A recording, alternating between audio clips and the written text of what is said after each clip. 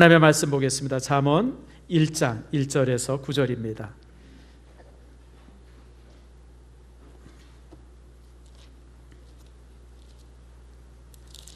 잠언 1장 1절에서 9절까지 교독합니다.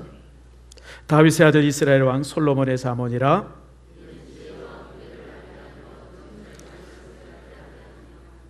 지혜롭게 공의롭게 정의롭게 정직하게 행할 일에 대하여 훈계를 받게 하며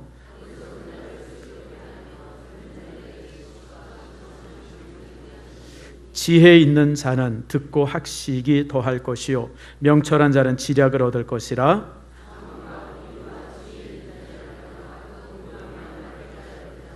여호와를 경외하는 것이 지식의 근본이거늘 미련한 자는 지혜와 훈계를 멸시하느니라. 함께 읽습니다. 이는 내 머리에 아름다운 관이요 내 목에 금사슬이니라. 아멘. 기도하겠습니다. 하나님 감사합니다. 주께서 사랑해 주셔서 오늘 이제 선교사님 이렇게 또 한국도 방문하시고 또 우리가 참 기쁨으로 환영케 하셨음을 감사하고 또 오늘 이 시간 말씀을 우리가 함께 나눕니다. 주의 말씀이 우리에게 힘이 되게 하시고 능력이 되게 하시고 우리를 새롭게 하는 축복이 되게 해 주시옵소서. 말씀 안에서 우리의 삶이 새롭게 만들어질 수 있도록 복과 은혜를 내리워 주시옵소서. 고마우신 아버지, 말씀을 들을 때마다 감격이 있게 하시고 우리 안에 뜨거움이 있게 해 주시옵소서. 감사드리고 예수님의 이름으로 기도드립니다. 아멘. 오늘은 이제 맥주 감사주일이면서 또 이제 7월이 시작이 되어져요. 아름다운 감사가 있기를 바라고요. 또 이제 그 감사를 통해서 우리 이제 2018년도 후반기를 새롭게 시작하는 축복이 여러분 속에 있기를 바랍니다. 이제 7월이 되어져서 또 교육의 달이기 때문에 오늘 또 이제 오후에 이제 그 헌신 예배, 교사 헌신 예배가 있습니다. 그래서 오늘 이 시간에 영상을 하나 준비했는데 우리 교회 이제 주일학교 현황에 대한 영상입니다. 한번 우리가 같이 보도록 하겠습니다.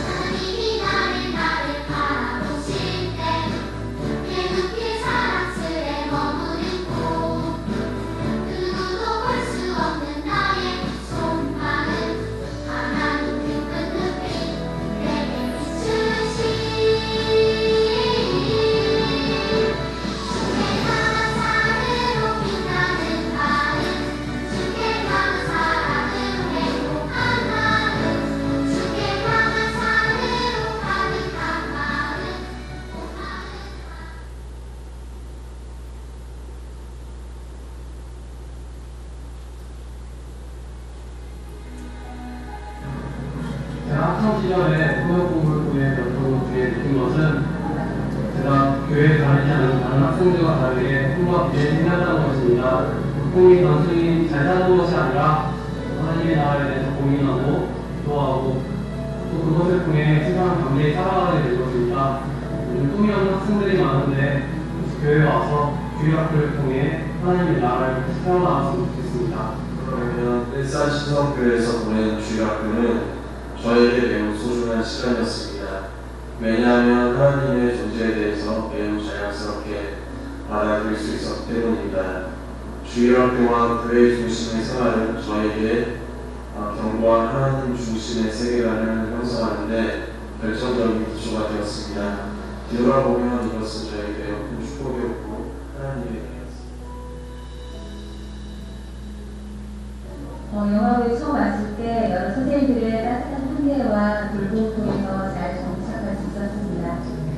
그러면서 교사의 역할의 중요성을 알게 되었고 또 지금은 교사로서 아이들을 돌보며 부모님들을 섬기고 있습니다.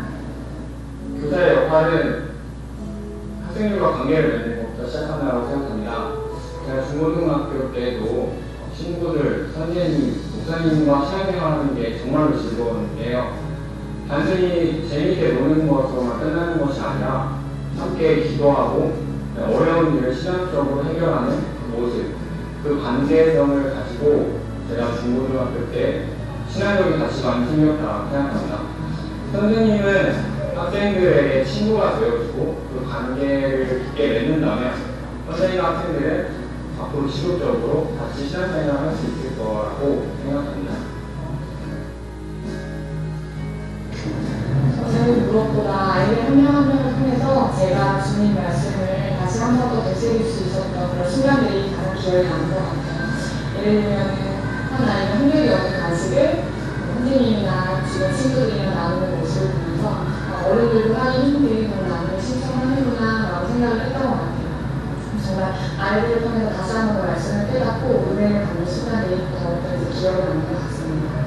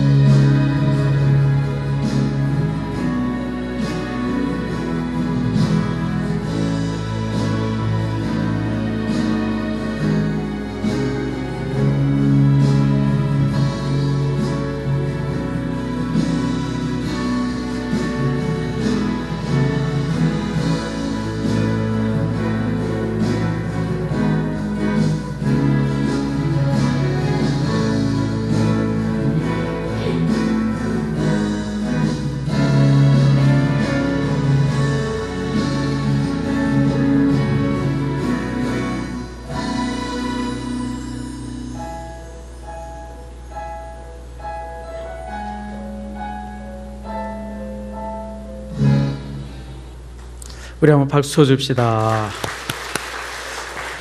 현재 우리 교회에 주일학교에서부터 쭉 자란 아이들 중에서 청년들이 한 60여 명, 그 진골들입니다. 진골들. 그리고 이제 결혼한 사진들은 성골들입니다. 뭐냐면 우리 교회 주일학교 출신들이 결혼해서 우리 교회 지금 남아서 지금 우리 교회 집사 또 뭐 이제 이렇게 거시기 뭐 이런저런 모습이 있는 결혼한 친구들이 지금 우리 교회 남아있는 가정이 한 10가정 정도 결혼해서, 근데 청년들은 한 이제 60여 명 정도 현재 주일학교 출신들 남아있고, 뭐 바깥에 나가서 이제 다른 교회에서 신앙생활하는 청년들이나 이런 청년들의 숫자는 뭐 부지기수로 많고요. 그래서 이 영상을 만든 이유는 주일학교가 참 보잘것없는 것처럼 보이지만 그러나 시간이 지나면서 이렇게 위대한 일들을 이룬다라고 하는 것을 여러분들에 보여주기 위해서 이렇게 영상을 만들었습니다. 특별히 오늘 이제 영상에 가정을 이룬 가정들은 사실 우리 교회 주일학교 1세대들입니다.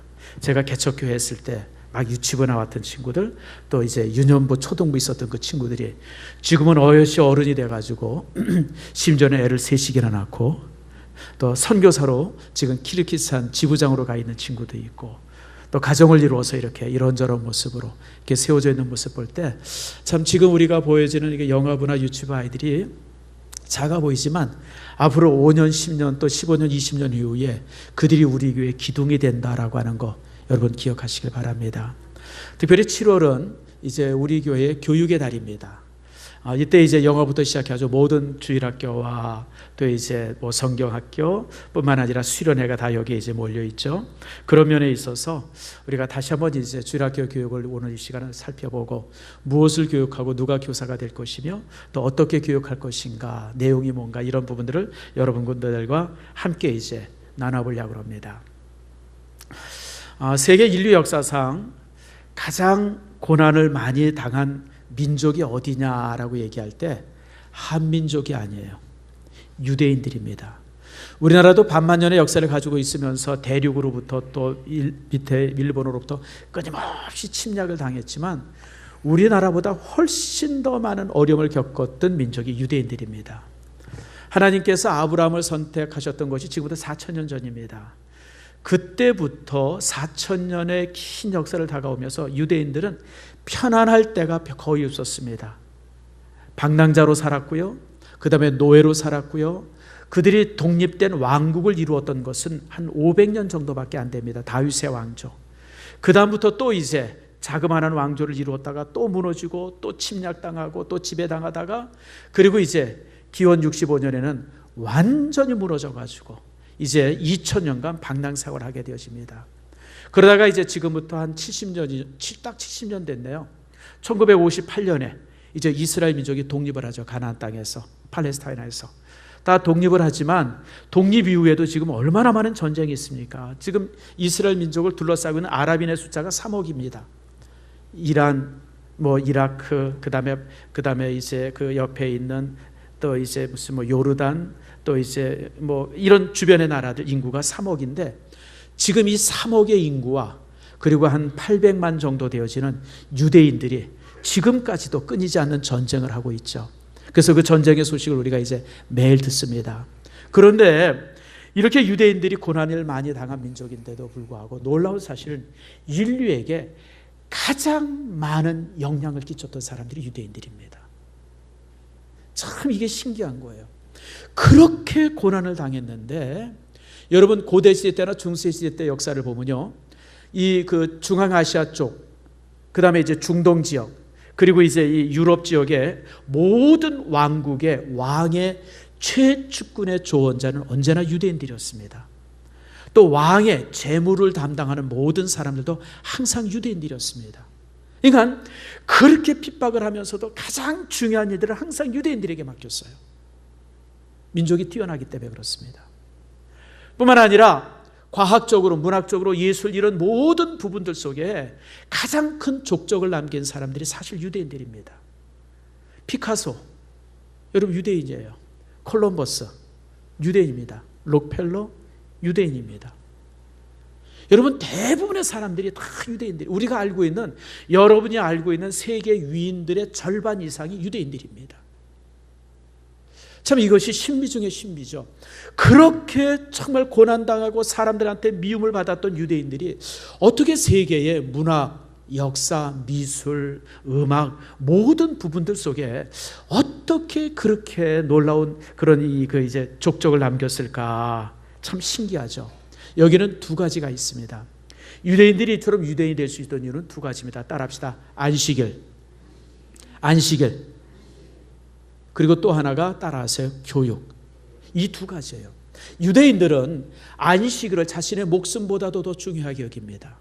지금도 그렇습니다. 제가 종종 설교하지만요, 6.1 전쟁이 끝나고 나서 한 7, 8년 있다가 애굽 사람들, 이집트 사람들이 이제 이스라엘을 다시 침략을 해요. 근데 그날이 어떤 날이면 안식일 날 침략을 합니다. 근데 그 사실을 키신저가 알고 그 당시 수상에게 알려줘요. 키신저가 그 사실을 알았어요. 그래가지고 이제 유대 나라 수상한테 이제 이집트가 안식일 날 쳐들어오려고 그러니까 니들 방비해야 된다 알려줬어요. 방비했을까요? 안 했을까요? 예, 안 했어요. 침략한다고 하는 사실을 뻔히 알면서도 공격당하면서 그저 후퇴만 했죠. 근데 후퇴하는 동안 꽤 많은 부대들이, 꽤 많은 사람들이 죽음을 당합니다. 그럴지언정 안식일날 전쟁을 하지 않습니다. 정말 유대인들의 안식일 지키면 무서울 정도예요. 여러분, 기원 이제 티투스라고 하는 사람이 예루살렘을 점령하고 예루살렘을 이제 이렇게 정복할 때에, 그게 이제 기원 70년인데요. 언제 쳐들어오냐면 안식일날 쳐들어옵니다. 안식일날 성문을 부시고 성벽을 넘어서 막 로마 군인들이 그냥 수만 명이 물밀듯이 들이닥칠 때 이스라엘 사람들 한 사람도 칼을 들고 그들과 전쟁하지 않습니다. 거기서 학살당한 사람들의 숫자가 100만이었다 그래요. 포로로 끌려간 사람이 수십만이었었고, 안식일 지킴이 유대인들을 그렇게 위대하게 만들었어요. 또 하나 유대인들에게 있어서 놀라운 점이 교육입니다. 저들이 그렇게 안식일을 지키고 하나님을 믿는 믿음 안에서 철저하게 살려고 하는 그런 의식을 뭐로 만들었냐면 교육으로 만들었어요. 그래서 유대인들은 신앙의 교육을 태어날 때부터 철저하게 시킵니다. 그래서 유대인들은 혈통이, 아버지의 혈통이 유대인이 아니냐가 중요한 게 아니라 어머니의 혈통, 어머니가 이제 신앙 교육을 시키거든요. 어머님이 유대인이냐, 어머니가 유대인이면 여러분 태어난 자녀는 유대인입니다. 왜냐하면 신앙으로 교육시키기 때문에. 그래서 유대인들은 태어날 때부터 철저하게 믿음의 교육을 시켜요.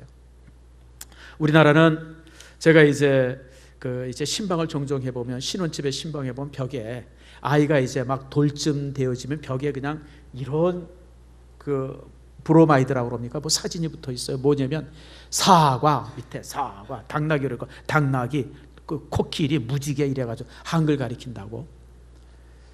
여러분, 씨알 데 없는 짓이, 아무 쓸데없는 건데, 그런 교육은 학교에 가면요 한 주일이면 다 끝나는 교육이에요. 그 왜 애들, 그 이쁜 애들 왜 벌써, 유대인들은요 제일 먼저 훈련시키는 것이 뭐냐면 하나님부터 교육하게 합니다. 제일 먼저 말 교육이 하나님. 그러니까 그냥 이제 여호와죠. 여호와, 아니면 엘로힘, 또 이제 아도나이, 이 하나님의 이름을 제일 먼저 배우게 합니다. 그러면서 유대인들은 이 어렸을 때부터 철저하게 그 어머니가 신앙의 교육을 시키죠. 그래서 유대인들의 가정은 일종의 신앙의 학교고요, 유대인들의 부모님은 교사들입니다. 자, 여러분, 우리가 보십시오. 우리가 가지고 있는 대부분의 교육들이, 대부분의 훈련들이 가정 안에서 이루어지지 않습니까? 여러분이 가지고 있는 어떤 이제 이렇게 지식들, 양심들, 또 여러분이 가지고 있는 습관들, 언어들, 이런 것들 대부분이 부모님으로부터 교육을 받아요. 근데 하나님께서는 부모님으로 그 정도만 교육을 받을 것이 아니라 철저하게 어려부터 신앙을 교육하라고, 교육받으라고 그렇게 가르칩니다. 그게 신명기 6장 7절에 있는 말씀입니다. 한번 따라 합시다. 마땅히 행할, 다시, 내 자녀를 부지런히 가르치며 집에 앉았을 때든지 길을 갈 때든지 누워 있을 때든지 일어날 때든지 이 말씀을 강론할 것이며. 여러분, 유대인 아이들은요 태어나면서 제일 먼저 배우는 것이 하나님에 관한 지식이에요. 그것을 제일 먼저 배우고 그것으로 쌓여진 이후에 세상의 지식들이 그 속에 차근차근 쌓여집니다. 그러므로 인해 가지고 그들은 세상을 바꾸는 그런 인물들이 되어지죠. 오늘 우리가 읽은 잠언 말씀이 바로 그 부분들입니다. 자, 잠언 1장 1절 말씀 한번 읽어볼까요? 시작. 다윗 아들 이스라엘 왕 솔로몬의 잠언이라. 여러분, 다윗의 아들 솔로몬, 이스라엘 왕 솔로몬이 자신의 아들을 교육하기 위해서 쓴 책이 사실은 잠언입니다. 여러분, 솔로몬의 아들이 좀 똑똑하지 않았어요. 솔로몬이요 아내와 처첩이 수천 명이었는데도 불구하고 하나님께서 자녀는 딱 하나만 줍니다. 그게 르호보암이에요. 근데 이 르호보암이 똑똑하지 않아요. 그러니까 얼마나 고민이 되겠어요. 아무리 대단한 나라, 좋은 나라를 물려줘도, 자식에게 물려줘도 자식이 똑똑하지 않으니까 이제 다 말아먹을 것 같으니까 그 고민 속에서 이제 잠언을 기록한 겁니다. 그래서 잠언 안에는 당시 내 아들아, 내 아들아, 내 자녀들아, 내 어머니의 교훈을, 내 아버지의 이 훈계를, 이런 식으로 아버지가 자녀를 교육하는 말씀으로 가득 차 있어요. 가득 차 있어. 그게 이제 잠언이에요. 그래서 여러분, 이스라엘의 가정은요 제일 어렸을 때는 모세오경을, 모세오경을 가리키고 성장하면 잠언을 가리킵니다. 그래서 잠언은 이스라엘 민족의 일종의 교과서와 같은 책입니다. 그래서 아이들이 성장하면서 잠언에 있는 말씀들을 무수하게 교육되어지고 훈련받아지니까 나중에 사업을 한다든지 직장을 간다든지 무슨 공부를 한다든지 모든 부분들 속에서 남들보다 훨씬 뛰어난 사람이 되어져요. 바로 그것이 잠언의 교육 때문에 그런 겁니다. 그래서 부모들은 이렇게 이제 이 그 첫 번째 교사가 되어지죠. 동시에 부모들이 가리키는 것이 뭐냐면 지혜입니다. 2절 말씀 봅시다. 2절 말씀 같이 했습니다. 시작. 이는 지혜와 훈계를 알게 하며 명철의 말씀을 깨닫게 하며.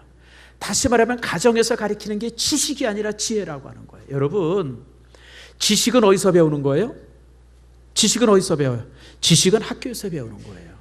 학교에서 배우는 것은 충분해. 괜히 여러분들 가정에서 아이들에게 지식 가리키려고 그렇게 애쓰지 마세요. 아이들 괜히 힘들게 만들고 스트레스만 많이 생기게 하고 더 어렵게 하죠. 아이들에 가리킬 것은 지혜입니다. 지혜가 뭘까요? 하나님을 알게 하고 하나님께 기도하게 하고 하나님께 예배드리게 하고, 그래서 정말 하나님 앞에서 어떻게 살 것인가를 가정에서 가리키면 돼요. 그것을, 그 지혜를 아이들이 배우고 나면 그 지혜 위에 세상의 지식들이 쌓여져요. 세상의 지식들이. 그러니까 유대인들은 태어나서는 율법을 가리키고요, 그리고 나서 성인이 되어지고 아이들이 성장하면 잠언을 가리키는 것처럼 여러분, 이렇게 지혜 위에 지식이 쌓일 때 그들이 그렇게 위대한 민족으로 성장이 되어지는 겁니다. 특별히 오늘 여기 말씀하고 있는 성경에 말씀된 지혜는 그 히브리어로 호크마라고 합니다. 한번 따라합시다. 호크마. 지금 들어봤죠? 가끔. 호크마가 지혜인데, 이것은, 이 호크마라고 하는 지혜는 뭐냐면 우리가 세상에 나가서 어떻게 성공하고 어떻게 이기고 어떻게 높아지고 그런 지혜를 말하는 것이 아니라 우리가 하나님 앞에 어떻게 정결하게 살 것인가, 하나님과의 관계를 갖는, 우리가 하나님과의 관계 속에서 어떻게 성공할 것인가, 그것을 말씀하고 있는 지혜가 사실은 이제 성경에서 말씀하고 있는 지혜입니다. 여러분들이 가정에서 자녀들을 이 부분들로 교육시킬 때 그 자녀들은요, 학교에 가서 세상의 지식들이 그 속에 쌓여지면서 누구보다도 뛰어난 학생들로 그렇게 성장된다고 하는 사실을 여러분 기억하세요. 그러니까 제가 여러분에게 부탁합니다. 가정에서 쓸데없는 지식 가리키려고 애쓰지 마세요. 그러니까 항상 성도들의 가정에 있어서 아이들 교육을 실패하는 거예요. 가정에서는 철저하게 하나님에 관한 신앙만 가리키세요. 우리가 하나님 앞에 어떻게 살 것인가, 하나님께 어떻게 기도할 것인가, 하나님께 어떻게 예배할 것인가, 이 부분만을 아이들에게 철저하게 가르쳐 놓으면 학교에서 학교 생활 저절로 잘해요. 여러분들 친구 생활 다 잘합니다. 세상에 나가서도 항상 승리합니다. 뭐가 증거가 되어져요? 여러분, 지금 유대인들이 증거가 되어져. 유대인들은 가정에서 다른 거 가르치지 않습니다. 오직 율법만 가르칩니다. 하나님의 말씀만 가르칩니다. 그리고 그것이 어느 정도 성장이 되어지면 이제 그 교육을 어디에다 넘기냐면 회당에다 넘깁니다. 그래서 이제 회당에서도 이제 체계적으로 이제 율법을 공부하기 시작하죠. 그렇게 공부하면서 12살이 되어지면 바르 미츠바라 하죠. 미츠바는 율법이라는 뜻인데 바르는 자녀라고 하는 뜻입니다. 아이들에게 성인식을 12살에 합니다. 요즘에는 이제 남자애들은 13살에 한다 그래요. 남자애들은 1살 위로 올리고 이제 그 여자애들은 12살에 성인식을 한다는데, 제가 유대인들의 성인식 사진을 이제 몇 장 스크랩을 했어요. 여러분 한번 사진을 한번 보도록 할까요? 제가 전에는 성지순례 가서 이걸 제대로 잘 못 봤어요. 성지순례 가면 두 가지 장면이 있습니다. 두 가지 장면. 이번에 이제 성지순례 가시는 분들 여러분 기억하세요? 혹시 이제 아직 신청 안 하신 분이 있으면 지금이라도 신청하셔서 10월 달에 가길 바랍니다. 통곡의 벽을 가는 것이 아주 그 백미 중에 하나인데, 통곡의 벽에 가면 많은 사람들이 벽을 붙들고 기도합니다. 그리고 통곡의 벽에 가면요, 이렇게 말아져 있는 그 종이들이 많이 있어요. 그러니까 기도문을 써가지고 거기다 이렇게 틈에다 이렇게 꽂아놓는 거예요. 그 인터넷에 보니까 그걸 또 대행해 주는 사람, 유대인들이 아무튼 돈에 아무튼 쩔은 사람들이. 그러니까 이 인터넷에 보니까 이제 유대인들이 자기가 통곡의 벽에다 기도하고 싶으면 그 기도문을 써서 거기다 이제 얼마 정도 이렇게 수수료를 줘주면 그걸 써가지고 그 랍비들이 거기다 이렇게 말한다 껴줘요. 그래서 요번에 가면 내가 하나 빼가지고 올까. 근데 그거 걸릴 것 같아가지고. 근데 이제 그렇게 해서 이제 이 랍비들이 거기다 대고 그렇게 기도를 해요.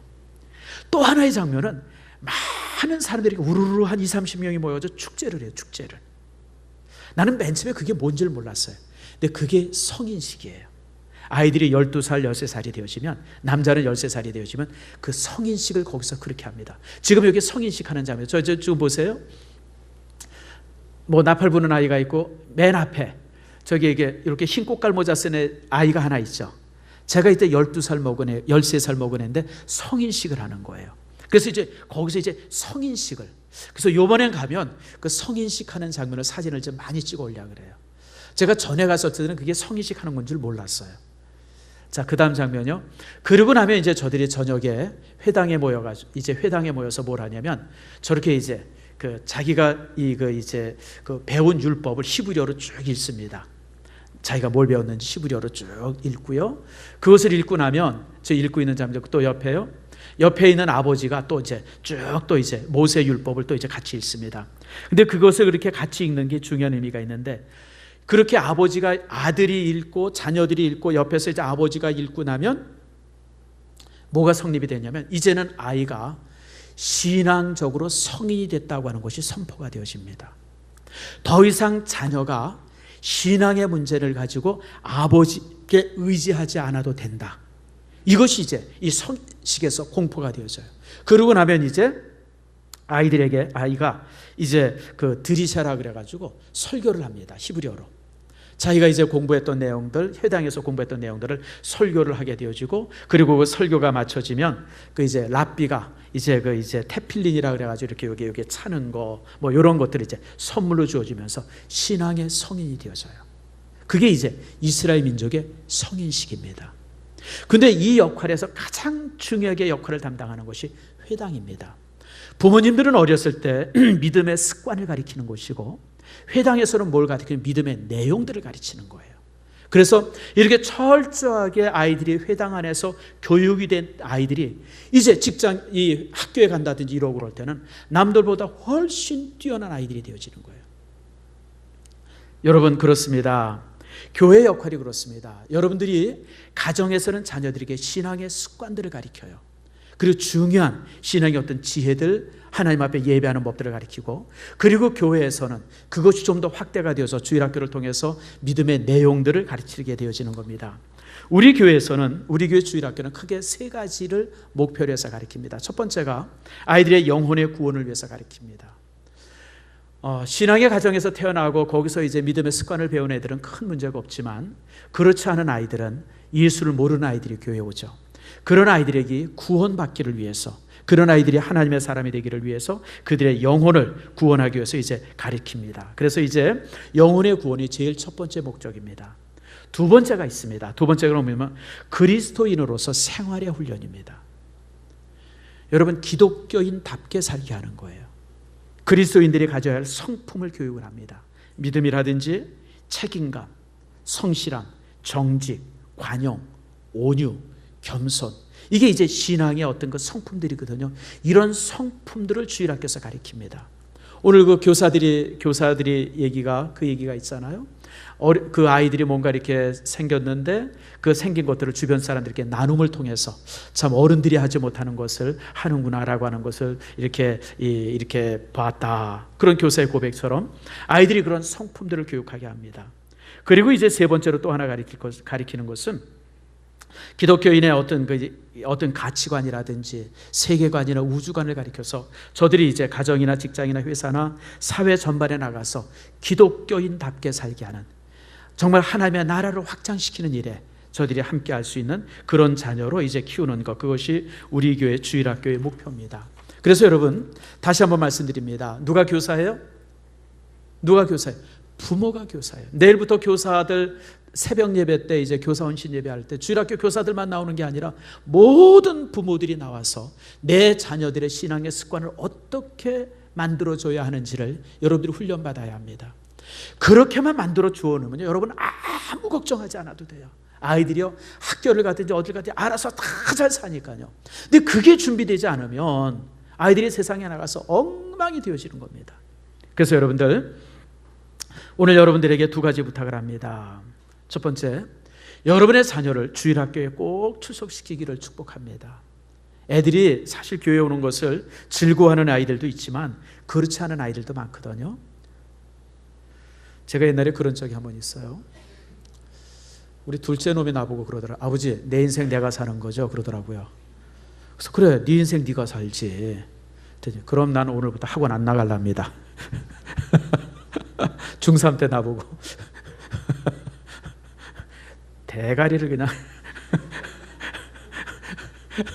여러분, 아이들이 똑같아요. 아이들은 그냥 놔두면 안 돼. 그래서 잠언의 훈계를 보면 심지어는 채찍으로 때리려는 말씀까지 있어요.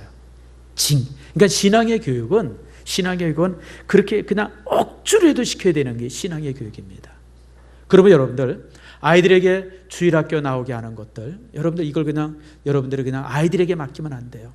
여러분들이 데리고 나서 그냥 힘들 때 앉혀놓으면 그들 속에 믿음이 들어가기 시작하면, 그리고 하나님 앞에 정말 세워진 인격이 되어지면 그 다음부터는 여러분들이 손을 놔도 괜찮아요. 하나님이 그를 지켜주시고 하나님이 그를 인도하기 때문에 그렇습니다. 또 하나 제가 여러분에게 부탁합니다. 주일학교 교육에 헌신할 수 있기를 축복합니다. 특별히 여러분, 교사로 헌신을 할 수 있기를 바라요. 우리 교회 지금 주일학교 교사가 한 70명 정도 되어집니다. 많다고 그러면 많은 숫자이기도 하고 적다고 그러면 적은 숫자이기도 해요. 그러나 하나님 앞에 가장 위대한 직분은 가르치는 직분입니다. 목사도 사실은 교사의 한 부분입니다. 저도요, 목사지만 사실은 교사의 한 기능을 갖습니다. 우리 교회에서 하나님께서 가장 기뻐하는 직분이 여러분 가르치는 직분입니다. 목자. 여러분, 목장에 있어서 목자는 가장 존귀한 직분입니다. 여러분, 하나님의 말씀을 가르치는 직분보다 더 아름답고 위대한 직분이 어디 있어요? 그 다음에 이제 교사. 다 같은 직분이죠. 교사. 주일학교 학생들 교사. 어떤 분은 그럴 거예요. 아이고, 내가 이 나이에 이렇게 허연 머리하고 내가 어떻게 아이들을 가르치나. 여러분, 그런 얘기 하지 마세요. 카터는 지금 90이 넘었습니다. 미국의 대통령을 했던 카터. 90이 넘었는데 지금도 주일학교 교사를 합니다. 여러분, 얼마나 놀라워요. 90이 넘은 노인이 지금도 성경 가지고 주일학교 학생들 데려다 놓고 그 앞에서 성경을 교육을 해요. 이게 지금 하나님의 모습이에요. 이게 정말 하나님께서 기뻐하는 사람들의 모습이죠. 작년에 제가 얘기했죠. 재작년입니다. 벌써 2년 됐네요. 카터 대통령이 암에 걸렸어요.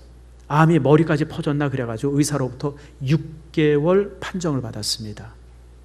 그래가지고 이제 카터가 그 교회 앞에 나와서 제가 오늘 암 판정을 받았습니다. 의사가 3개월인가 6개월밖에 못 산다고 판정을 내렸습니다. 그걸 이제 고백을 했어요. 근데 아직까지 살아있어요. 저는 참 그 모습을 이렇게 보면서 하나님께서는 일할 게 있는 사람을 남겨두시는구나. 여러분, 장수하고 싶어요? 저는 옛날에 주변에 있는 아이들한테 그런 얘기를 했어요. 야, 굵고 짧게 살아야지, 남자가. 근데 나이 들고 보니까 따라합시다. 가늘고 길게 살자. 제가 목표가 바뀌었어요. 옆 사람한테 가늘고 길게 살세요. 지금 권유하세요. 시작. 여러분, 씨알 데 없이 굵고 짧게 살지 말고 가늘고 길게 사세요. 그게 축복이에요. 물론 하나님께서 우리에게 큰 일을 맡겨주시면 감사하지만 여러분, 장수가 복이에요. 하나님 앞에 장수. 여러분, 그러고 싶어요? 교사하세요. 교사. 저는 지금 이 자리에 많은 분들이 교사로 헌신하기를 원합니다. 여러분, 가르치는 일만큼 좋은 게, 아이고 목사님 나는 가르치는 게 잘 안 되는데. 여러분, 주일학교 안에 가르치는 것만 있는 게 아니에요. 아이들을 지켜주고 안아주고. 여러분, 영어부 같으면요, 가르치는 게 아니라 그냥 하나만 주면 돼. 하나만 주면 돼요. 우는 아이 하나만 주면 돼. 하나만 줘. 이게 얼마나 훌륭한 교사인지 몰라요. 그래서 여러분들이 정말 모든 자녀들을, 여러분의 주변에 있는 자녀들을 주일학교 교육에 꼭 출석시키고, 애들이 별소리를 다 해서 안 나가려고 별별 소리를 다 할 거예요. 여러분, 토요일쯤 되어지면요, 애들이요 교회 안 갈 핑계를 찾습니다. 학원 가야 된다는 둥, 학교에서 무슨 모임이 있다는 둥, 따라합시다. 속지 말자. 여러분, 북한에만 속지 않는 게 아니라 여러분들 애들에게 속지 마세요. 애들이 그냥 수십 가지의 그 핑계를 만들어요. 그런 거 일절 여러분 그런 거 관여하지 말고 무조건 여러분 교회에 보내야 돼요. 그래서 교회 가는 것이 삶의 가장 중요한 습관이 되어야 돼요. 주일날에는 무슨 일이 있어도 교회 와 있어야 돼요. 그 습관만 만들어주면 아이는 위대해집니다. 지금 조금 공부 못해요. 너무 걱정하지 마세요, 여러분들. 여러분은 뭐 공부 잘했어요? 물론 공부 잘했던 분들도 몇 분 있긴 있습니다만은 다 우리 뭐 이렇게 평범했잖아요. 그런데 우리가 지금 얼마나 행복하게 살아요. 신앙 때문에 주어지는 행복이에요. 그러면 여러분들 스스로가 아이들을 주일학교에 잘 출석시키고요. 그리고 또 이제 교사로 헌신시키기를 바랍니다. 저는 가끔 제가 간증하지만 제가 주일학교 교사를 고등학교 2학년 때 했어요. 근데 제가 그때 가르쳤던 학생들이 국민 초등학교 5학년이었습니다. 그러니까 저보다 5살 나이 차이 나죠. 얼마나 말 안 들어요, 5학년이. 지겹게 말 안 듣죠. 근데 걔네들이랑 첫 주일학교 때 제가 만났어요. 근데요, 지금 그 아이들 중에 한 명은 선교사가 돼서 캄보디아에 들어가 있어요. 한 명은 목사 사모가 돼가지고 지금 있고요. 한 명은 지금 신성교회 권사로 있어요. 그리고 이제 5명이었었는데 2명도 이제 다른 데서 이제 다른 교회에서 신앙생활을 잘하고 있다 그래요. 저는 그게 얼마나 큰 기쁨인지 몰라요. 내가 참 첫 교사였었는데 그때 키웠던 아이들이, 그때 내가 담임했던 애들이 저렇게 지금 잘 자라서 선교사도 하고 있고, 여러분 얼마나 참 감격스럽고 기쁨이 있어요. 그리고 그것이 제가 목사가 되기 위한 첫발이었었어요. 교사라면서, 그리고 사람들이 변하면서, 내가 또 아이들을 통해서 변하면서 목회자의 삶을 살아야 되겠구나라고 하는 결심을 한 계기가 거기서부터 주어졌어요. 여러분, 참으로 여러분들이 가장 위대한 일에 헌신하기를 축복합니다. 남들한테 박수 갈채받고 막 화려한 그런 직분 말고 하나님께서 가장 기뻐하시는 일에 저는 여러분들이 헌신하기를 바라요. 그게 교사의 직분입니다. 그래서 우리 일산신성교회 지금 70명의 교사가 100명이 되어지고 100명의 교사가 150명이 되어지는 이런 축복의 역사가 우리 교회 안에 있기를 바랍니다. 여러분, 교사로 헌신하기를 축복하기를 바랍니다. 말씀을 맺습니다. 오늘 오후에 교사 헌신 예배입니다. 여러분 잘 기억하시고요. 오후 예배 때 오셔서도 여러분 많이 은혜를 받기를 바라고, 우리 교사들이 얼마나 수고하는가 확인도 하길 바라고요. 또 그리고 여러분 스스로도 교사로 헌신할 수 있는 축복이 여러분 안에 있기를 축원합니다.